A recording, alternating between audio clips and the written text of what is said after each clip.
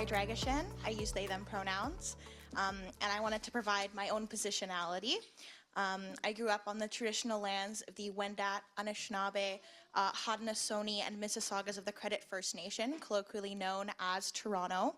I currently work, play, and study on the unceded territories of the Lekwungen, Songhees, Nisquamialt, and Wissahinnich nations, colloquially known as Victoria.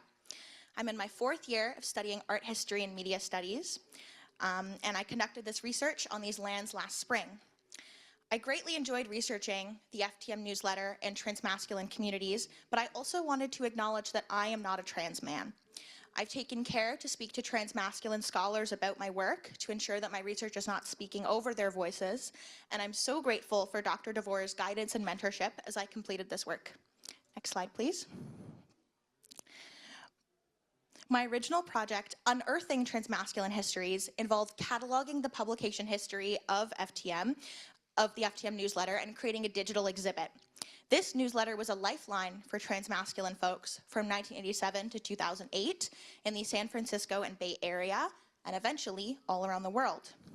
Last semester, I completed a course detailing trans histories from antiquity to present with the wonderful Jamie Jesperson. After reading Avery Dame Griff's monograph on the history of the transgender internet titled The Two Revolutions for Jamie's class, I was really inspired to revisit my FTM research and see how FTM's digital timeline aligned with what Dame Griff was saying about early trans spaces online. Today, I will introduce you to the FTM newsletter via a brief publication history, speak to their transition to the digital world, and discuss the digital history of FTM. I'll be drawing from Dame Griff's research when speaking about the digital timeline and the value of trans digital spaces online. Next slide, please. After hosting meetups for FTMs, the language used at the time, in San Francisco in the mid-1980s, Lou Sullivan created the FTM newsletter to reach more individuals looking for transmasculine community. Inspired by Rupert Raj's Metamorphosis newsletter, Sullivan covertly used a copy machine at his workplace to create the first issue of the FTM newsletter. Sullivan assembled and mailed each issue out of his house in San Francisco. Lou Sullivan passed away due to AIDS-related complications in 1991, and Jameson Green took over the project, basing it out of his house. In 1995, costs related to FTM rose to a few $1,000s and required several men to produce it, and the labor and those costs were too great for Green to shoulder alone. So in 1996, Green applied for 501c3 nonprofit status, and all FTM issues afterwards were published by FTM International Incorporated, or FTM International, or FTMI. Nonprofit status allowed the transmasculine community and FTM community to be more visible. Prior to Sullivan's passing in 1991, the newsletter and associated meetings were really kept tightly under wraps. The location was not publicly available, and when people were writing in, they were signing off using a pseudonym or initials. Because at this time, it was completely legal for employers to fire you because you were trans, refuse to hire you because you were trans, for landlords to evict you because you were trans. And so becoming a nonprofit was a really big deal, and to quote Green, we have to be public. We cannot be so closeted. We will never get our needs met. We will never make the world safer for us if nobody knows who we are. Protests regarding legal gender protections were already underway years prior to 1996, but after FTM's gaining of nonprofit status, advocacy in the transmasculine community skyrocketed. FTM newsletters were sold in stores beginning in 1999, and many FTM board members were involved with WPATH, the World Association for Transgender Health. The influence of the FTM newsletter was felt within the transmasculine community and beyond.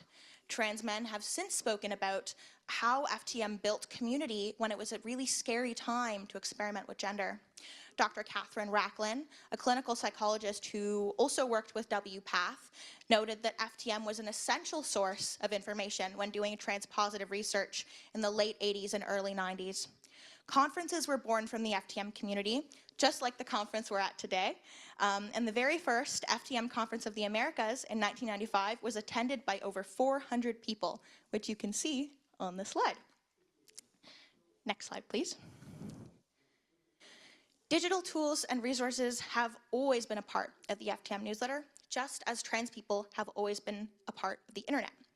Guys monitored the email address ftmnews@aol.com, and folks used Quark Express, a publishing software available on Mac computers, to organize and create each issue of the newsletter. 1995 marked this public transition from the physical to the digital world for FTM. In January 1995, FTM started hosting a private chat room on America Online, or AOL, titled Brothers F2M. And Dame Griff notes that in the mid to late 1990s, the emergence of the internet radically altered how information within trans and queer spaces was shared.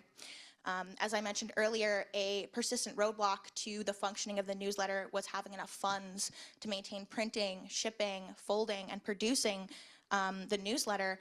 And Dame Griff notes that having the means to publish a digital brochure online saved huge amounts of time and money for gender organizations, which FTM was a part of. When cataloging trans histories on AOL, Dame Griff notes that at first the gender community met in unsanctioned, member-created public chat rooms, but eventually received support from the gay and lesbian community forum, the sanctioned queer space on AOL. AOL's terms of service included a list of banned words in their forums, and one of those words was transvestite, which was used in the gender community a lot. And choosing to ban that word alongside for banning the discussion of erotic, obscene, vulgar topics draws this really distinct parallel between transness and perversity, trans community and sexual deviancy.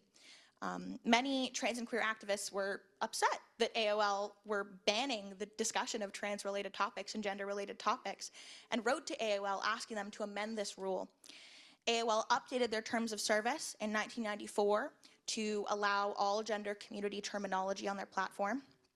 And while other AOL groups were advertised in the FTM newsletter before 1995, I believe that FTM's move to adopt a chat room of their own in 1995, just 1 year after they amended their terms of service, was probably influenced by this discourse. FTM-intl.org was also launched in 1995 with the express intention of facilitating greater access to this already established network of transmasculine community. The hosting of this website, page maintenance, server fees, domain fees were all provided with donated time and money.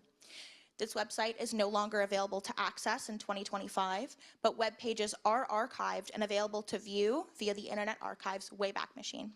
Next slide, please. The earliest use of the website, ftm-intl.org, was to provide digital and free access to transmasculine-related resources. Additional information about events in the San Francisco Bay Area, how to sign up for the print newsletter, biographies of the guys running the newsletter, trans news, and opportunities to buy audio tapes were also included on the website. In 2002, the domain name was changed to ftmi.org.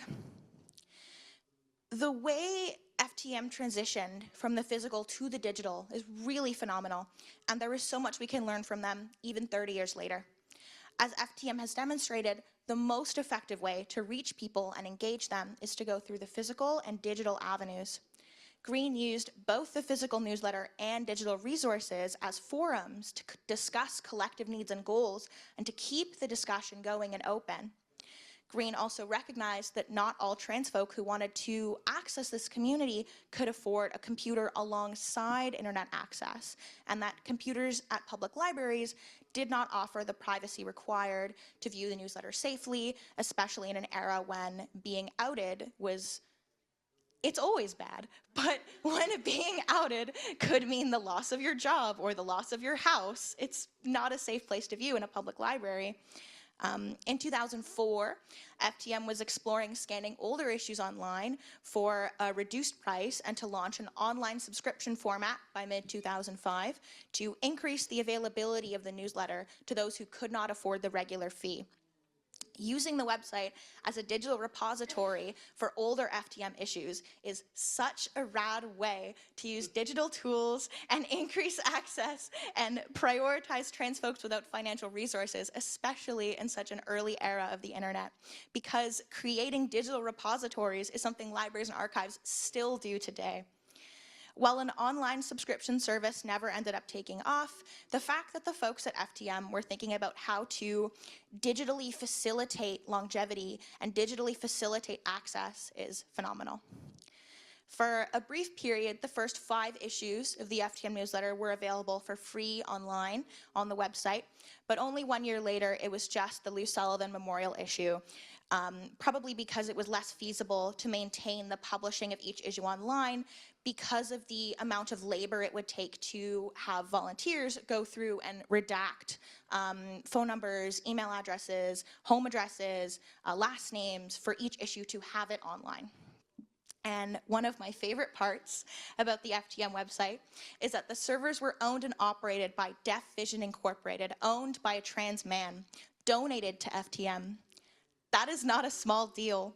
When trans folks were finding community on AOL, those servers were owned by a for-profit corporation who wanted to appeal to family-friendly advertisers. Restricting terms for their chat rooms actively financially benefited the corporation that owned AOL. Dame Griff notes that this struggle, and to quote them here, speaks to one of the central challenges throughout the history of trans life online, the need for safe spaces we own. Referencing the founding of Archive of Our Own, a fan project where online community members were sick of being censored, to which point they needed to own the goddamn servers to control what they could host online, Dame Griff expresses, and to quote again, that if trans life is to be preserved for future generations online, then trans individuals must also own the goddamn servers. I agree with Dame Griff. I agree with FTM. We must own the servers. We must own the archives, because there are people who have a lot of power today who want to erase us and our histories, and the first step to not allowing that to happen is to maintain our agency. It is keeping trans materials in trans hands, physically and digitally. History is repeating itself. The trans community has been through periods of censorship and restrictions before, and we will get through it again. FTM is just one example of how we have come through the other side together. Next slide, please. The FTM newsletter impacted thousands of lives around the world with their print publication and online presence. FTM providing trans folks with resources, news, safe healthcare providers, and community was in many cases life-saving. Reading about this early example of a digital repository and digital archive is so neat, and I'm so glad to know that trans guys owned those goddamn servers. I am so proud to have had the privilege to research a project like this that centers intergenerational connections and builds community not only in the 80s, 90s, and early 2000s, but also for future trans individuals. If you'd like to read the newsletter, every issue is digitized and available online for free through UVic libraries, no subscription fee or sign up required. Thank you so much.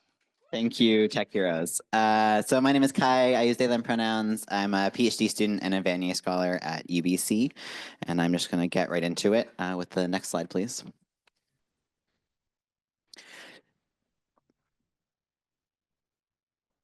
So in the past few years, there's been this real explosion of t-shirts, stickers, tote bags, protest signs, Instagram posts about trans joy and trans happiness. And trans joy is increasingly framed as being inherently radical and revolutionary. These slogans serve as a kind of affective resistance to dominant discourses that paint trans lives as tragic, sad, or sick. And we've also seen increasing recognition of gender euphoria as the sort of positive counterpart of gender dysphoria in scientific research and gender-affirming medical care. So the newest WPATH standards of care, for example, recognizes that not all trans and non-binary folks experience dysphoria, and it encourages clinicians to focus on promoting health and well-being in general, not just reducing dysphoria. But one downside to this expanded discourse of trans joy is that happiness is very easy to co-opt. So Microsoft Teams celebrated Pride last year by offering to bring radical joy to your meetings with new Teams backgrounds. Who needs hormones when you have Microsoft Teams? So amidst these complexities, I was interested in exploring how concepts related to positive trans experiences and emotions were showing up in the academic literature. Next slide. So to better understand how trans joy and gender euphoria are defined and operationalized in academic research, I did a lit review of peer-reviewed journal articles, and I included articles that substantially discuss trans or non-binary experiences of positive gender-related emotions. So I didn't include those that only very briefly mention these concepts or that use the term gender affirmation to talk about gender-affirming medical care or social support but didn't talk about emotions. So the resulting review that I'll present today included 6 conceptual frameworks, 1 scoping review, 1 qualitative metasynthesis, 24 qualitative articles, and 10 quantitative measures. Next slide. So I'll start by giving a quick overview of some of the conceptual models in this area. So there's 2 main frameworks that are used a lot in research on trans health. And the first is the gender minority stress and resilience model. And this model was adapted from the existing sexual minority stress model. And it has 2 resilience factors, community connectedness and pride in one's identity. And these factors are thought to reduce the impact of stressors on trans folks' mental and physical health. Other authors have expanded this model and have proposed various other additional resilience factors at both the individual and the group level, so things like hope, self-definition, self-worth, gender affirmation, and gender euphoria. And then another prominent model is the gender affirmation framework that's on the right of this slide. And this framework was developed based on research with trans women of color in San Francisco with a focus on understanding HIV risk. And this framework positions gender affirmation as a core psychological need for recognition and acceptance of one's gender identity. So when trans folks don't have access to social acceptance or gender affirming medical care, they might seek gender affirmation in higher risk contexts like sex work and illicit substance use. One difference between these 2 models that I want to draw your attention to is that the minority stress model frames gender-related emotions as a resilience factor, while the gender affirmation framework puts it as a core psychological need.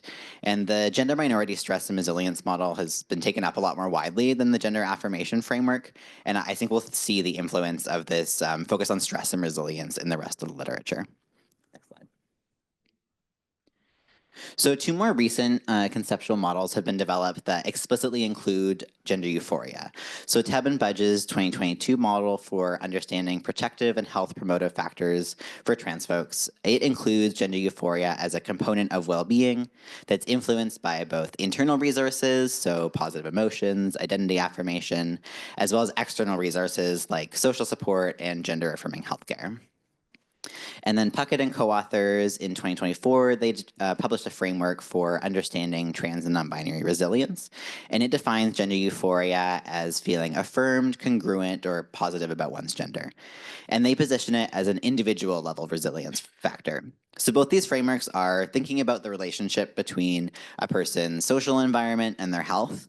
But personally, I think the Tebb and Budge model more clearly identifies how experiences of gender euphoria are being influenced by social forces. Next slide. So next, I will take you through some of the key themes in the 24 qualitative articles that I reviewed. So I've grouped articles on the slide here by the key concept that they focused on. So 5 articles focused on gender euphoria in general, as well as 7 that focused on gender euphoria in specific contexts, as well as a qualitative metasynthesis on the concept of gender euphoria. So overall, the literature in this area describes gender euphoria as an embodied and a social experience that encompasses a range of emotions and different intensities of emotions, and plays a role in trans and non-binary folks' overall well-being.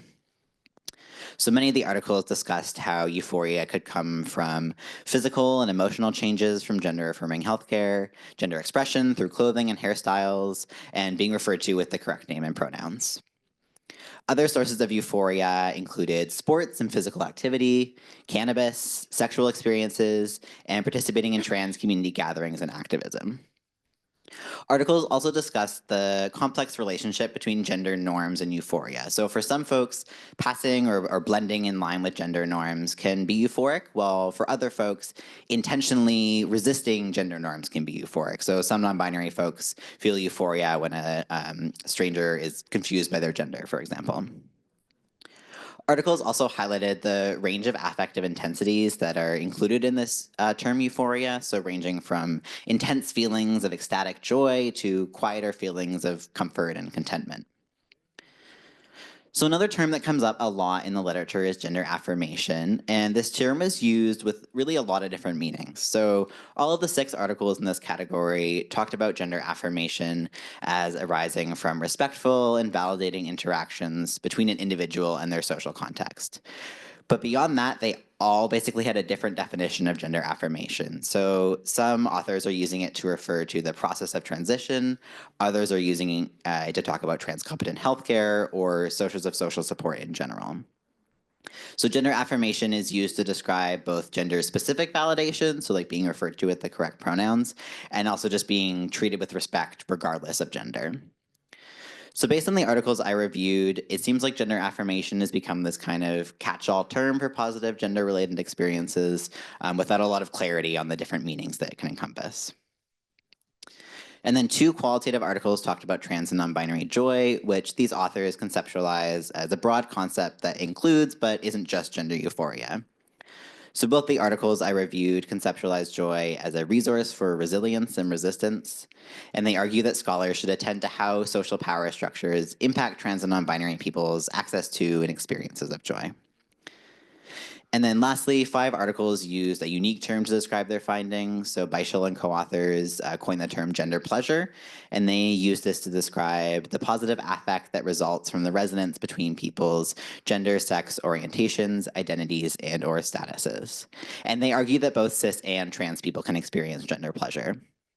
And then Kinney et al. Used the term gender positivity to describe an overarching positive relationship with one's gender identity and expression, including but not limited to gender euphoria. And then 3 other articles talked about trans and non-binary happiness and positive emotions more generally.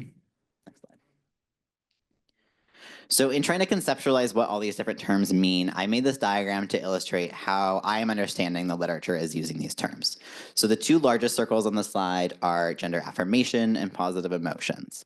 These overlap, but gender affirmation is slightly outside to reflect the fact that gender affirmation is also used to describe like transition in general, not just emotions. So within positive emotions, the next 2 largest circles are gender positivity and gender pleasure. Again, these are mostly overlapping concepts, but gender pleasure invokes sexuality in a way that gender positivity doesn't usually. And then gender euphoria and trans or non-binary joy are the smallest circles here to reflect the fact that these terms are specific to trans and non-binary communities. Again, overlapping terms, some distinctions, but trans and non-binary joy, I think, can be experienced without necessarily experiencing gender euphoria. So for example, something like being at this conference might be an experience of trans joy, but not necessarily an experience of individual embodied euphoria. But importantly, there's overlaps between all of these terms. This is how I see it used in the literature. Feel free to argue with me if you think I should have drawn this differently. Next slide. So now I'll review the 10 quantitative measures I identified. So gender euphoria and related concepts have been measured in various ways in quantitative research. Just in the past few months, 2 different sets of questions that are explicitly created to measure gender euphoria have been published. One is by Matsuno and co-authors as part of the non-binary minority stress and resilience model. And there's also a scale developed by Blacklock and co-authors. Gender affirmation, again, comes up a lot in the quantitative literature. So King and Garamel did a scoping review in 2021, and they found almost no consistency in how social and legal gender affirmation were measured. So that really speaks to how broad and vague of a concept gender affirmation is. And then the next concept is gender congruence. This doesn't really come up in the qualitative literature, but there are 2 scales designed to assess this.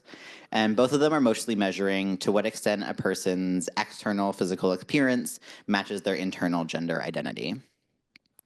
And then lastly, the Trans Youth Can gender positivity scale is quite similar to gender euphoria in what it measures. And the transgender positive identity measure captures positive experiences related to identifying as trans more broadly. So there's many different tools available to measure gender euphoria, obviously. If you find yourself measuring gender euphoria, I would suggest picking one that is explicitly designed to measure that. But regardless of what you choose, some tips I have for any quantitative researchers in the room. One is please define your terms and explain how it relates to other concepts as well. I think whenever possible, it's best to ask participants what term they use to describe positive gender feelings instead of imposing a pre-existing concept. Remember also that the absence of negative emotions isn't the same as the presence of positive emotions. So low dysphoria is not necessarily the same as high euphoria. And also, as we all know, the same experience can prompt different emotions for different people. So both congruence and contradiction can feel euphoric for different folks.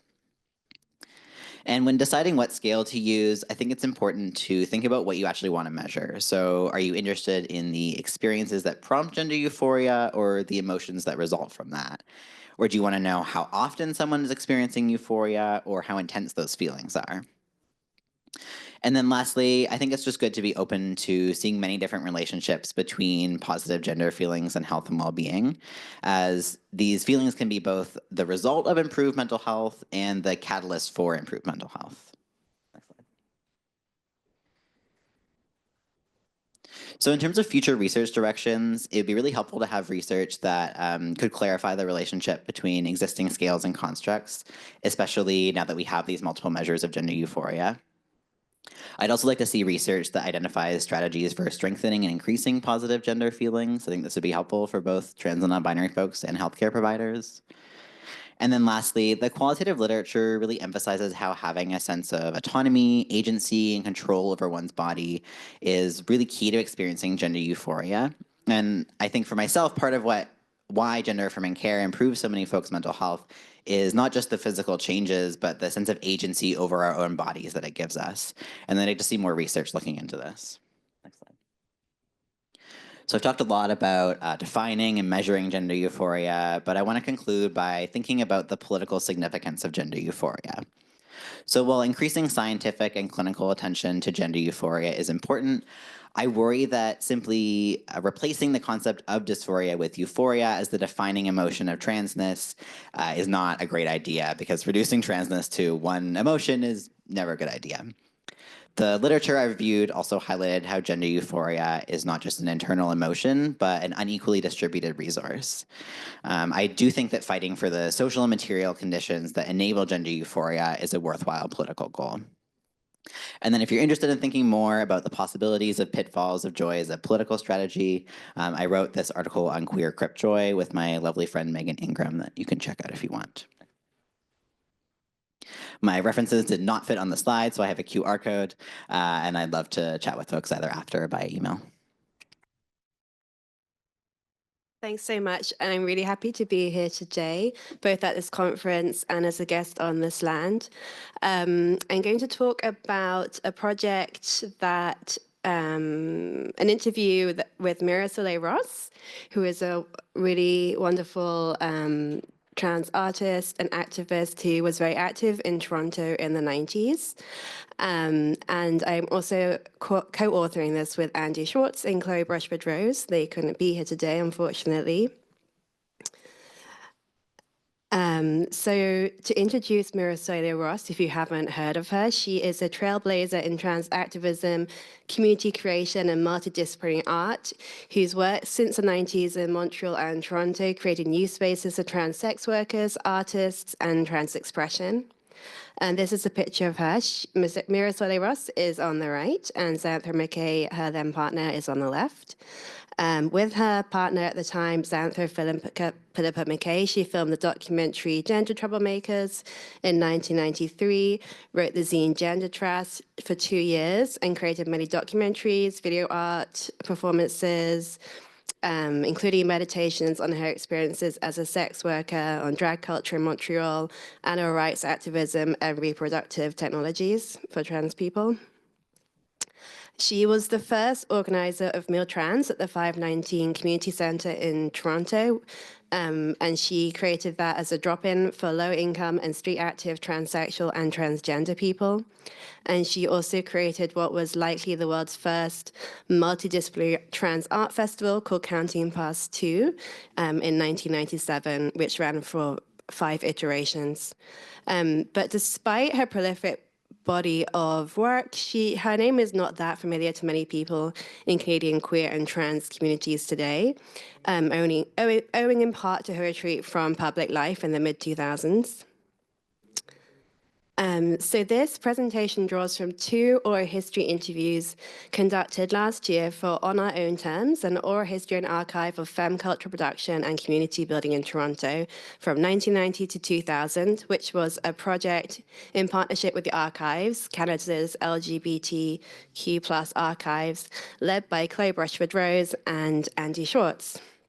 So in this project, which informally is known as the Femme Story Archives, we interviewed about 25 currently or formerly Femme-identified people and 1 Femme collaborator who are active in various dyke or lesbian communities in Toronto in the 90s.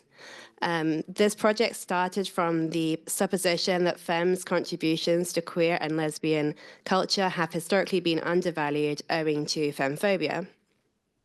Our search for interviewees who are lesbian, queer, or dyke femme led us to interview mostly people who are assigned female at birth and 3 trans women. In this presentation, I want to address 3 themes: the cultural significance of the urgency that Ross felt to record her life in her early 20s, and Ross and MacKay's sense of needing to find new language to describe themselves as trans dykes, and Ross's experiences of living in a mostly cisgender lesbian community and the exchange of knowledge and ideas between cis and trans dykes. If you want to look at the Femme Story Archives information, there's Instagram listed here, which is really cool. So Ross moved to Toronto in the early 90s, where she met MacKay. MacKay was an Anglophone writer, poet, video maker, writer, radio host, and AIDS activist. And I don't know if I said this, but Ross is Quebecois, Métis person who grew up on the South Shore of Montreal, and Francophone. Xanthra sadly passed away in 2014. And Ross's first 2 years in Toronto, during which they were in a relationship, are characterized by a flurry of artistic activity. She took many personal photos at this time and started documenting her life with a camera. And the significance of this documentation is twofold. First, it reveals the precarity of trans lives at the time, particularly as they intersected with sex work. Because when we asked her why she took so many pictures, Ross said that she expected to die very young, in her 20s, because she was a sex worker and transsexual. She said there was a sense of urgency. We had to take pictures, videos to bear witness to our own lives, to leave a visual, audio, and artistic trail behind us. We were thinking about documentary artistically all the time. So that's what we were thinking when we were taking pictures of ourselves. It was about self-representation of ourselves at the time as transsexual dykes, meaning transsexuals who love romantically and sexually other trans women. And this funny blurry picture is a still from the opening of Gender Troublemakers, in which they define some terms that we're going to use.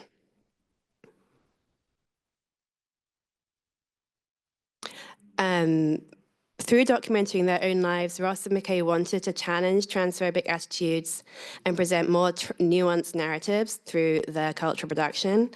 And they made their first joint film, Gender Troublemakers, in 1993. So the aim of this documentary, which they take turns interviewing each other and also interspersed with clips of them having sex, it's actually aimed at the gay male community. That was the audience they had in mind when making this.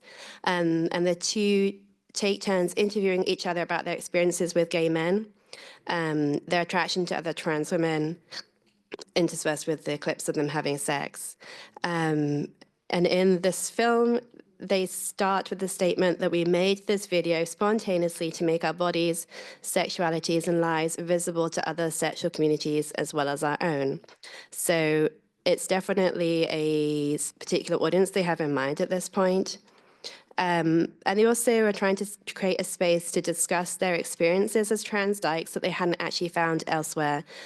So they saw this as both educational and exploratory way of thinking about how to find terms that would work for them.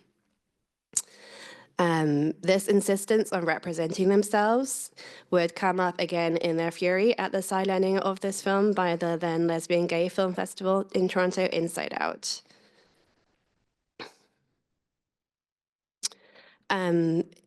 So in her interviews for the Femme Story Archives, Ross suggests that gender troublemakers, alongside their zine for transsexuals, Gender Trash, were experimenting with language. When I asked her about why use the term gender troublemakers, because I had the sense that she was kind of critical of that language. She said that they wanted to find new language to describe themselves. Terms like gender outlaw and gender trouble were obviously very common in the 80s and 90s and made even more popular by Judith Butler's work. And I asked Ross if she used this phrase to speak back to the language around gender at the time. And she says, we were trying to figure it out. It was a mess. We didn't know what we identified with or not. We were not sure of anything. And the road to self-definition had to pass through trials and errors. These were all new terms we were trying to figure out, like the words gender troublemaker, gender outlaw, gender queer. We used all these terms at one point, but it was an experimental process of self-definition. We were trying to find our own language, and it involved testing terms and concepts. I think that's what it was. We were trying to find language.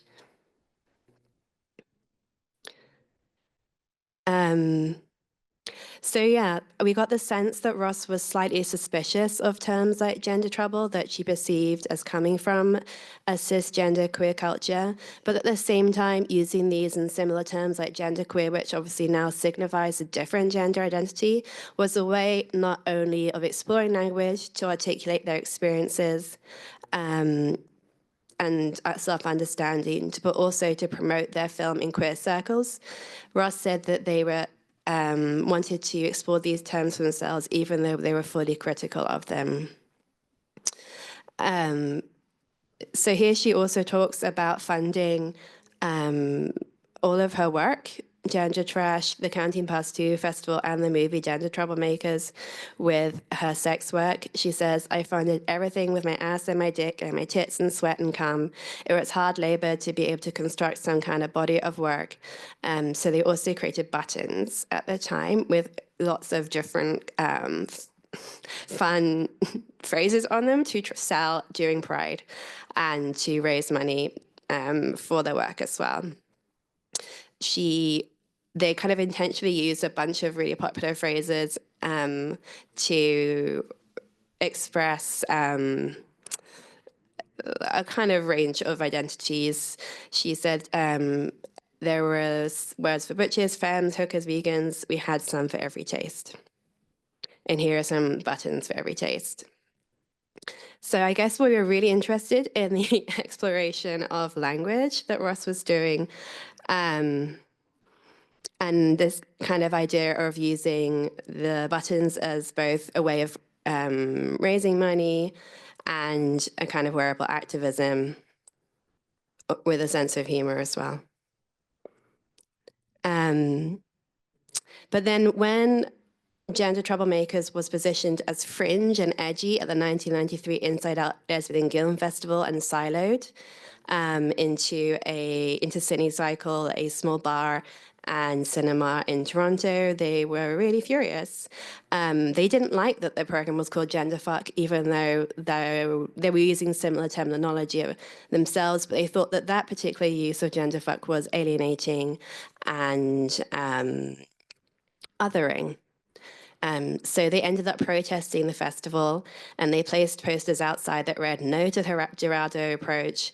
Transsexuals are not your entertainment." At the time, in the 90s, Geraldo Rivera was a US talk show, a sensationalist talk show, a bit like Jerry Springer, that often featured supposedly shocking interviews, for example, with trans people.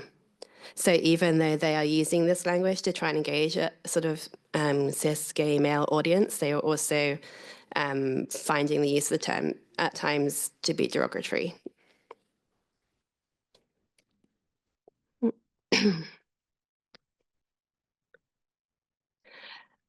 I have so much more to say, but not much time to say it. So I just wanted to draw attention to Gender Trash Zine, where they also disseminated resources for trans people at the time, personal ads, and they included paid ads from sponsors such as Elizabeth Ann Electrolysis in Toronto. And this was like a resource for trans people across Canada. It started with only about 8 lists of local resources, ended up with about 50 across Canada-wide. So this was a really wonderful way of spreading information to other trans people. And what I found fascinating is the use of language. They also wanted it gender-positive genetics to read it, by which they mean trans-positive cisgender people, as well as people working in healthcare industries and social services with trans clients. That's just a picture from the 3rd issue. So one of the things that Xanthra really wanted to do was to create new terminology, even more so than Ross. She was very literary, according to Ross, and said when talking about being called Miss instead of Ms. by a gay man in Danger Troublemakers, Xanthra says, "This is really serious. I'm a transsexual. This is not a joke. This is life and death." So MacKay really thought that obviously was fighting to create terminology that she didn't think existed. For example, she created the term gender-described woman to refer to what we now call trans women, which didn't really take off. But Ross and MacKay also used the more common term genetics, which was pretty common, I think, at the time. And during the interview, Ross joked that she liked to say generic woman instead of genetic, which she called just a joke amongst trans women.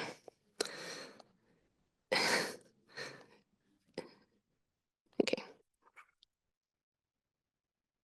It's interesting as well that MacKay preferred the term gender over trans and wrote, "Please note that in general, the word gender is much better than the prefix trans, which seems to be genetically inspired in its origin." So this is really showing how language has shifted today.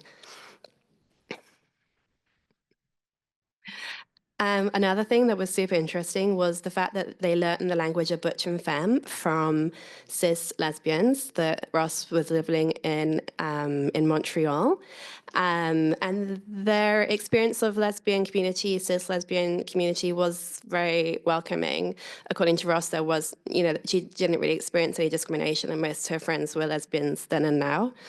And in our exchange with her, she says that she wants to talk, in her email exchange, that she wants to talk about trans, butch, and femme. So to bring this kind of language to express their own trans-like sexuality and gender. And Xanthra identified as cis butch, but I have run out of time. If you want to find out more information, there's some really cool further reading on the Archives website about Mirha-Soleil Ross, and there's the Instagram Femme Story Archives as well. You can also email me or contact me for some of these references. Thank you.